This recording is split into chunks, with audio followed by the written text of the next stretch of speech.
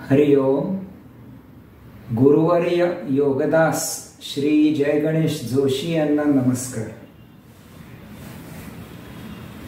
आजचा आपला विषय आहे आध्यात्मिक जगतातील 7 आश्चर्ये. भौतिक वस्तू जगतातील 7 आश्चर्ये आपणा सर्वांना परिचित आहेतच. 7 वंडर्स ऑफ द वर्ल्ड. येथे नक्कीच काहीतरी भव्य, दिव्य, खास असं काहीतरी आश्चर्यकारक आहे. उदाहरणार्थ फ्रान्सचा ऐफेल टॉवर.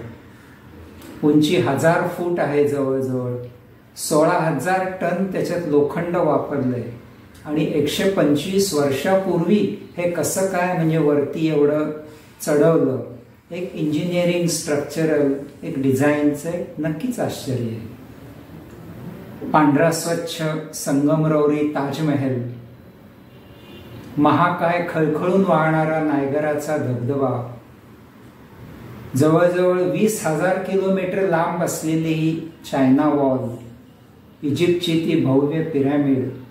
इटलीमधील 200 फूट उंच तो झोपलेला मनोरा. बॅबिलॉनच्या त्या हँगिंग गार्डन्स. येथे नक्कीच काहीतरी भव्य, दिव्य आहे, काहीतरी खास आहे, आश्चर्य आहे.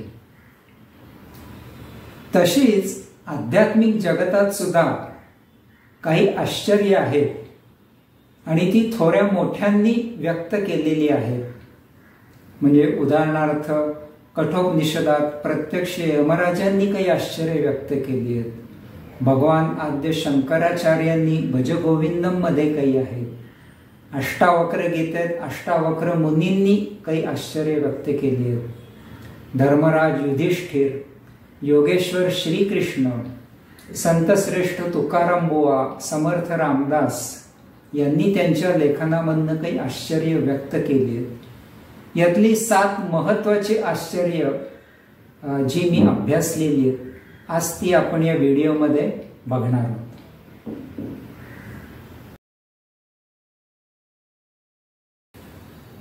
पहिलं आश्चर्य हे आहे की महाभारतात पांडव जेव्हा वनवासात असताना यक्षाने धर्मराज युधिष्ठिराला काही प्रश्न विचारले होते आणि त्याच्यामध्ये एक प्रश्न असा होता की यक्ष धर्मराजांना विचारतात की या जगतामधलं सर्वात मोठं आश्चर्य असं तुला काय वाटतं. आणि धर्मराज त्यावर म्हणाले होते की मला हे आश्चर्य वाटतं की प्रत्येक मानवाला माहित आहे की एक ना एक दिवस आपल्याला इथून जायचं आहे. मृत्यू अटळ आहे. तो इतरांचे मृत्यू पाहतही असतो, ऐकत असतो. तरी सुद्धा इथे आपण अमर असल्यासारखंच मानवाला वाटतं. याचं त्याला आश्चर्य वाटतं. कारण मानवाला कधीच असं वाटत नाही की आता बास, खूप अनुभवलं, खूप उपभोगलं, थोडी तृप्ती यायला पाहिजे. पण ही तृप्ती शेवटपर्यंत येत नाही. किती संचय करावा, किती उपभोग घ्यावे त्याचं भान राहत नाही. याचं आश्चर्य वाटतं असं यमराज म्हणतात. खरं आहे, उपभोगांची ही लज्जत इतकी जबरदस्त असते की मानवाचं शरीर थकलं तरी त्याचं मन काही थकत नाही. मनात अजून उभाऱ्या असतात की आपण हे करू, ते करू, अजून हे राहिलंच आहे तेवढे. कारण त्याला मृत्यूचं ज्ञान नसतं. मृत्यू म्हणजे नेमकं काय याचं ज्ञान मानवाला असणे थोडं आवश्यक आहे. आमच्या गुरूंनी आम्हाला मृत्यूवर 7 प्रवचनं दिली होती आणि ती प्रवचनं आमच्या घरी सत्संगामध्ये होती. तर मी बऱ्याच माझ्या ओळखीच्यांना म्हणलं होतं की अशी अशी प्रवचनं आहेत, येता का? मृत्यूवर प्रवचने आहेत. नको नको नको, मृत्यू असा अभद्र बोलू पण नका. मृत्यू नाव काढलं तरी लोक घाबरतात. पण प्रत्यक्ष हे आपल्याला प्रत्येकाला अटळ आहे. आज न उद्या त्याला फेस करायचंच आहे. तर मृत्यूचं ज्ञान असणं हे थोडं आवश्यक आहे.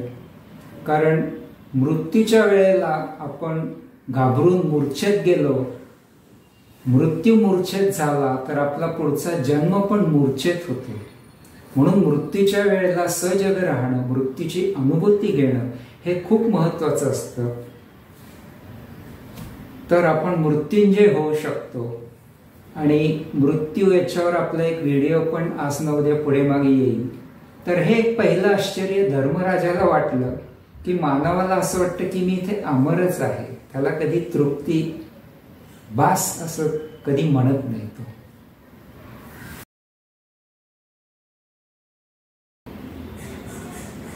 आपले दुसरे आश्चर्य आहे ते म्हणजे अष्टावक्र गीतेत अष्टावक्र मुनींनी ते आश्चर्य व्यक्त केले. श्लोक क्रमांक 51, 52 आणि 53 अष्टावक्र गीते 3 श्लोकांमध्ये अष्टावक्र मुनींनी आश्चर्य व्यक्त केले. एका श्लोकात ते म्हणतात की परम अद्वैतात स्थिर झालेला, मुक्तीची प्रतीक्षा करत असलेला, कामक्रीडेसाठी तळमळतो, रतिसौख्यासाठी केविलवाणा होतो, हे फार आश्चर्यकारक आहे. म्हणजे ज्ञानाच्या एवढ्या उच्च पायरीवर पोहोचलेला मनुष्य शेवटी त्याची कामवासना कमी होत नाही.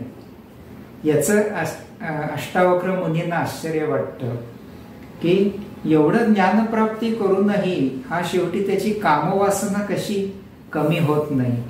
कितीही वय झालं हे झालं तरी त्याची ती कामवासना कमी होत नाही. पुढच्या श्लोकात ते म्हणतात की अद्भुत परमज्ञानाचा काम हा शत्रू आहे असे जाणल्यावरही अस्थिपंजर झालेला, शेवटची घटका भरत आलेला, रतिसौख्याची इच्छा करतो. हे फार मोठं आश्चर्यकारक आहे की आता शेवटची घटका तो आहे, हॉस्पिटलमध्ये आहे, कदाचित ICU मध्ये आहे, पण एखाद्या नर्सचा स्पर्श झाला की त्याची कामवासना सुद्धा उद्दीपित होते अशा वेळेला. हे खरंच आश्चर्यकारक आहे. आणि एवढं ज्ञानप्राप्ती करूनही शेवटी मनुष्य असं होतो की त्याला आता ज्ञान आहे की काम हा परमज्ञानाचा शत्रू आहे. असं असूनही अस्थिपंजर झालेला, रतिसौख्याची इच्छा करतो. हे आश्चर्य म्हणतात. आणि पुढच्या एका श्लोकात ते म्हणतात की जो इहलोक आणि परलोक यापासून विरक्त झाला आहे, ज्याला नित्य आणि अनित्य याचा विवेक आहे, ज्याला मुक्ती मिळावी अशी अभिलाषा आहे, त्याला मुक्तीची भीती वाटते. हे आश्चर्य आहे. आयुष्यभर ज्याने योग साधना केली आहे, उपासना केली आहे, ज्ञानप्राप्तीसाठी, मुक्ती मिळावी याच्यासाठी, साक्षात्कार होण्यासाठी, आणि ती प्रत्यक्ष मुक्तीची वेळ आली की तो मागे कच खातो, नको नको म्हणतो, आत्ता नको मुक्ती, अजून जरा वेळाने. ज्याच्यासाठी एवढी आयुष्यभर तपश्चर्या केली आहे, साधना मुक्तीसाठी, ती प्रत्यक्ष मुक्तीची वेळ आली की तो कच खातो, मागे घाबरतो. याचं त्यांना खूप आश्चर्य वाटतं. मुक्ती नको म्हणतो आत्ता.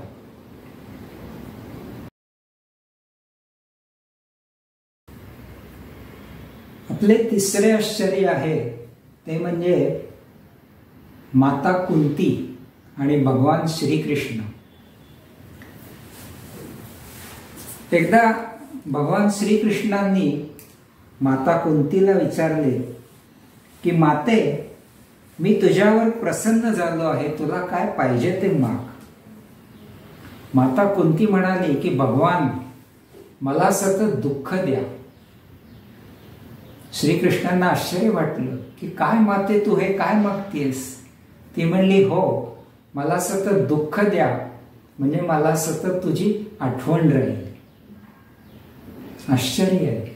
माणसाला सुख मिळालं की त्या सुख देणाऱ्याचाच विसर पडतो, आणि दुःख आलं की मग त्याला भगवंताची आठवण येते, भगवंताकडे जातो आणि म्हणतो की माझं दुःख निवारण कर. सौख्यामध्ये त्याला भगवंताचा विसर पडतो. हे मोठं आश्चर्य आहे.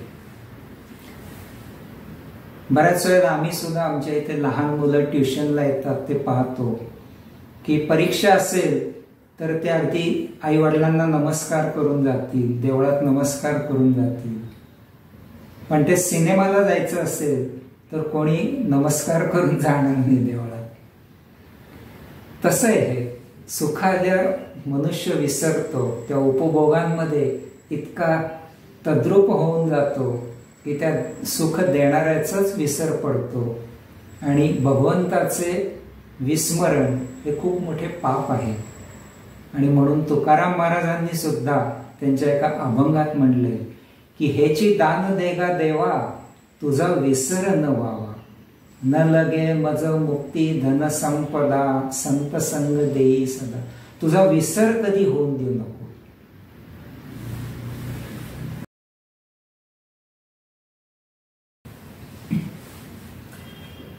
आपले चौथे आश्चर्य आहे ते प्रत्यक्ष यमराजांनी व्यक्त केले. कठोपनिषदामध्ये यमराज एका श्लोकात म्हणतात की आत्मतत्वज्ञान पुष्कळांना श्रवण करायला मिळत नाही, श्रवण करूनही ते अनेकांना समजत नाही. त्यासंबंधी कुशलतेने विद्वत्ता प्रचुर प्रवचन देणारा मिळणे म्हणजे आश्चर्यच आहे.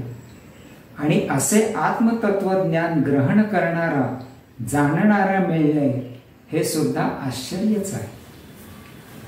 खरं आहे, आत्मतत्वज्ञान सांगणारा गुरु भेटणं हे खूप दुर्मिळ आहे.